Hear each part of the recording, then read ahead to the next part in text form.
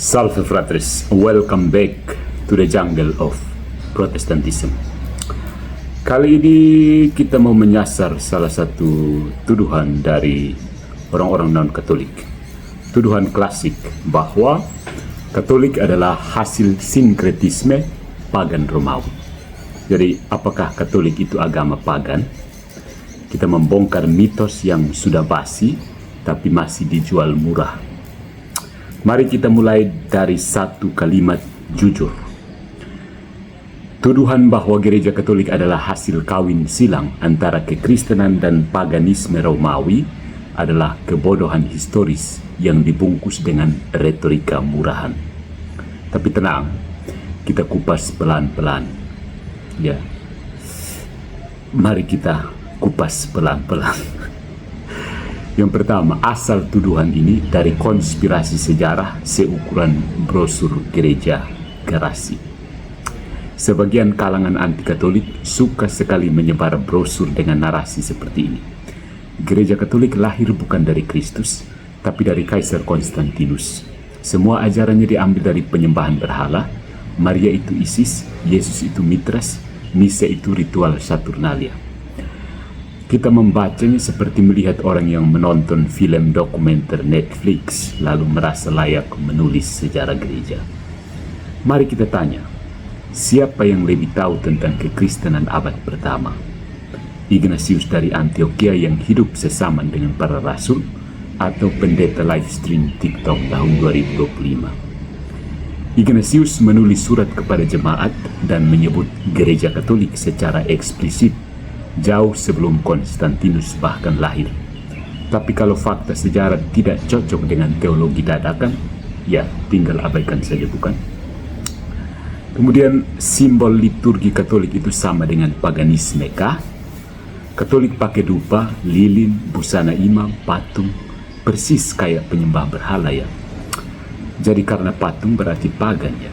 Silakan bongkar lemari Natal Protestan, buang pohon Natalnya, salib kayunya, dan foto keluarga di altar gerejanya. Jangan setengah hati kalau mau konsisten. Jangan pakai salib juga ya. Itu kan alat penyiksaan Romawi, ya kan? Penggunaan simbol dalam liturgi Katolik bukan adopsi dari paganisme, tapi warisan dari ibadah Yahudi di Bait Allah. Tapi ya sekali lagi, sejarah tidak penting bagi mereka yang sudah merasa Roh Kudus berbicara langsung setiap kali mereka pegang mikrofon. Nah, ada kekeliruan logika. Jika mirip maka sama. Ini logika favorit kaum anti-Katolik. Yesus lahir 25 Desember, Dewa Matahari juga.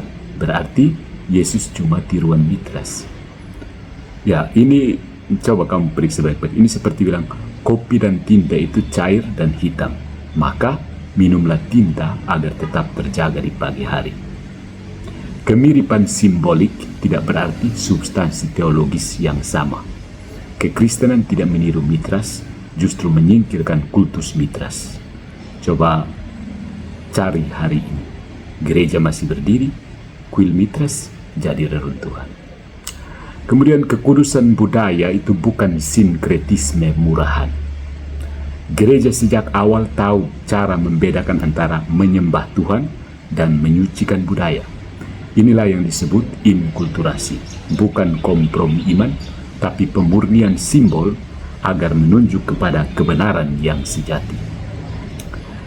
Mereka yang menuduh Katolik menyerap budaya Romawi biasanya sedang memakai jas, dasi, dan teknologi Eropa sambil meneriakan "Back to the Bible" dalam bahasa Inggris, bukan Ibrani, bukan. Ironis ya, yang katanya murni Alkitab justru tidak pernah kembali ke liturgi Yahudi perdana, malah bikin ibadah seperti konser Coldplay. Jadi saudara-saudariku, gereja Katolik bukan pagan. Yang pagan adalah cara berpikir Anda yang menyembah simplifikasi, alergi terhadap sejarah, dan bernafas dengan dogma anti-intelektual. Jadi, kalau Anda masih percaya bahwa Katolik itu penyembahan berhala karena ada patung, lilin, dan Maria, mungkin sudah waktunya Anda menyembah Tuhan dengan akal sehat, bukan hanya dengan selebaran warisan abad ke-19. Ya.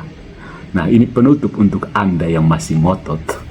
Silakan bangun kembali bait suci Yahudi, hidupkan bahasa Aram, pelajari liturgi Yahudi abad pertama, lalu baru bicara soal kemurnian ibadah.